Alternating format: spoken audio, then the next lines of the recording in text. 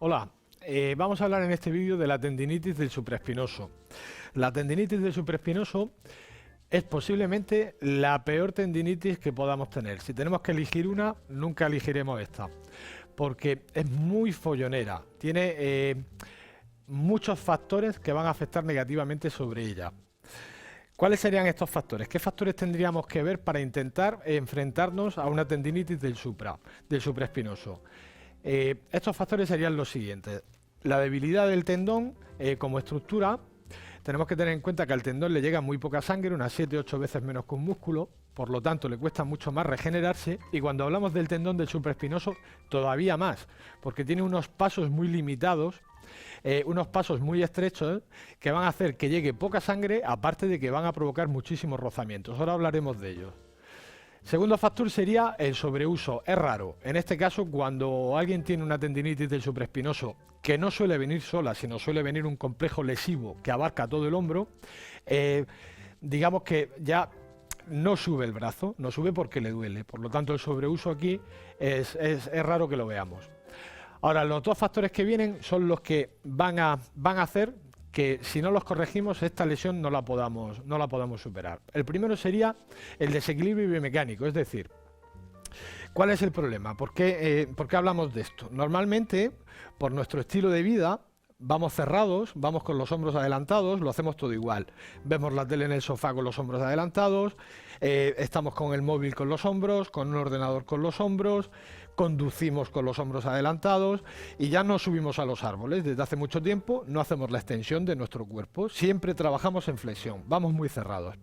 ¿Qué es lo que pasa entonces? Si mi hombro, en lugar de estar colocado donde tiene que estar, que es a la altura del canal auditivo, está anteriorizado, como prácticamente el 90% de la población, cada vez que yo elevo el brazo, en lugar de trabajar un músculo preparado fuerte para ello, como es el deltoides, voy a sacarlo del eje y va a trabajar el supraespinoso, que viene por aquí detrás. El supraespinoso es un músculo auxiliar, por lo tanto, si lo hacemos trabajar como músculo principal fuerte como el deltoides, lo estamos obligando a trabajar mucho más de lo que su capacidad puede hacer, ¿vale?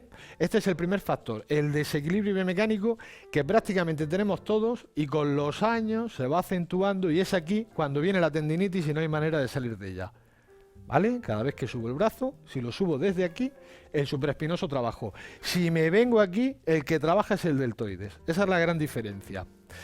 Por lo tanto, desequilibrio biomecánico, ahora vamos a ver cómo salir de él, cómo corregir nuestra postura, cómo llevar los hombros a donde los tenemos que llevar, atrás. Ahora vamos a hablar, y está muy relacionado, de la tensión muscular. Aquí nos importa menos la tensión muscular del supraespinoso, aunque nos viene muy bien el masaje, etcétera, etcétera. El problema es la tensión muscular de los músculos antagonistas, de los contrarios. ¿Qué quiere decir esto? Si yo tengo un dorsal muy tenso y un serrato anterior muy tenso, cada vez que quiero levantar el brazo me lo impide. Pero si es que además, si he sacado el hombro del eje y encima tengo que hacer fuerza contra esos músculos tan potentes, mi pobre supraespinoso va a sufrir muchísimo y por lo tanto el tendón se va a inflamar.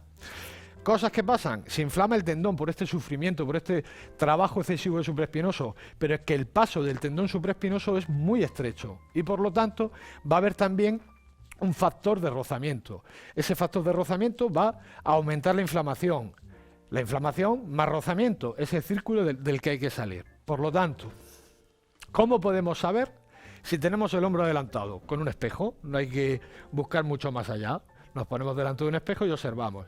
¿Cómo podemos saber que tenemos acortados los músculos antagonistas que no nos dejan subir el brazo? Muy fácil. Vamos a coger y ponemos los brazos a los lados de nuestra cabeza. Llego perfectamente, pero ahora lo vamos a hacer bien. Corregimos la lumbar.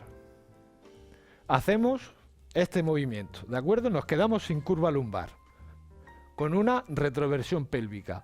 Y desde esta posición volvemos a hacer el ejercicio. Ya no llego, aquí me quedo.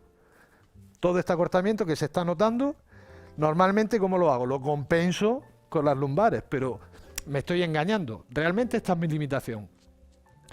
Bueno, viendo los factores que cronifican esta tendinitis Y quedándonos claro que lo más importante es el desequilibrio biomecánico, hombro adelantado y acortamiento de músculos antagonistas, vamos a pasar a ver cómo podemos solucionar todo esto. En primer lugar, la debilidad del tendón como estructura. Como siempre, hidratarnos y nutrirnos.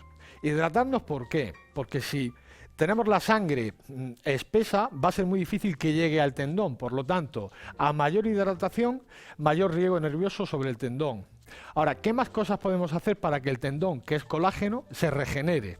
Podemos tomar vitamina C, que aumenta, digamos, la eficacia del colágeno, hace un colágeno duro.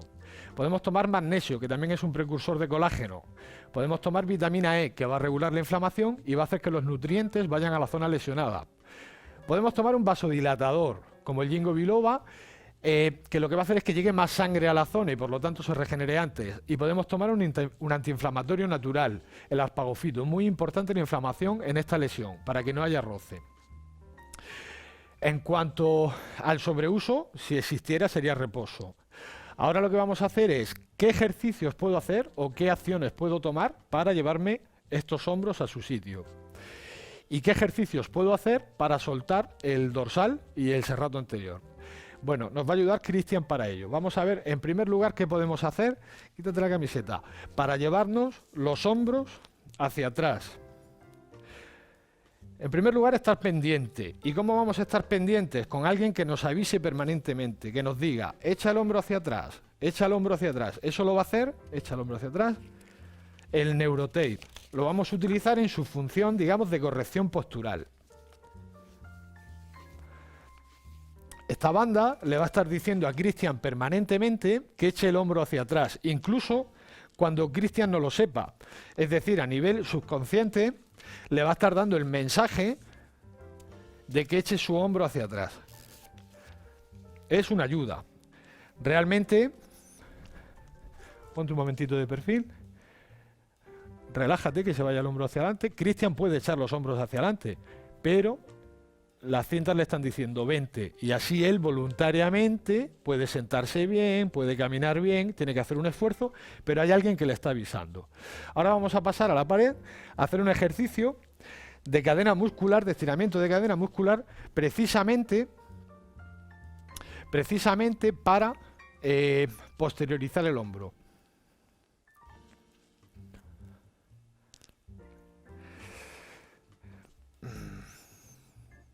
Muy bien. Lo sacamos desde más lejos y vamos a hacer lo siguiente. Nos ponemos en la pared, separamos un poquito los pies de la pared y hacemos lo mismo, una retroversión de la pelvis. Hacemos este movimiento, ¿vale? Para borrar la curva lumbar. Y de esta manera podemos pegar las lumbares a la pared. Además, lo que vamos a hacer es poner el hombro en rotación externa, provocando un estiramiento de los músculos pectorales, que son los que normalmente atrapan más el hombro y lo llevan hacia adelante. Vamos a corregir el cuello, que lo vamos a hacer metiendo la barbilla hacia adentro, ¿vale? Si estamos de perfil lo veremos haciendo esto, barbilla hacia adentro y dejamos el cuello recto. De tal manera que ahora mismo estamos estirando toda la cadena posterior, estamos estirando el pectoral, estamos estirando los músculos que nos llevan la cabeza hacia adelante y estamos liberando para que el hombro pueda volver a su posición original. Muy bien, Cristian, gracias. De tal manera que entre el neurotape y este ejercicio estamos luchando contra el desequilibrio biomecánico. Ahora vamos a ver, ya me quedo yo, ahora vamos a ver cómo podemos hacer para alargar o para quitarle tensión al gran dorsal y al serrato anterior. Lo vamos a ver también en la pared. Nos colocamos en la pared y con cuidado lo que hacemos es bajar el hombro para no pellizcar el tendón y vamos caminando con los deditos por la pared. A medida que subimos el brazo, vamos intentando bascular la pelvis hacia abajo, hacia el suelo, y nos vamos a pegar en la pared. De tal manera que estiramos toda la parte dorsal de nuestro cuerpo. Esto lo que va a hacer es darle una libertad al supraespinoso para que cuando tenga que subir no estén tirando esos músculos antagonistas. Y si además colocamos el hombro en su sitio y soltamos aquí, nuestro supraespinoso dejará de sufrir porque trabajará con libertad. Esperamos que la información que os hemos dado os venga bien. Acordaros que en este tipo de tendinitis es fundamental luchar contra ese hombro adelantado y contra esos músculos acortados, y si necesitáis más ejercicios para este tipo de patología, en vuestro portal de fisioterapia online tenéis más ejemplos.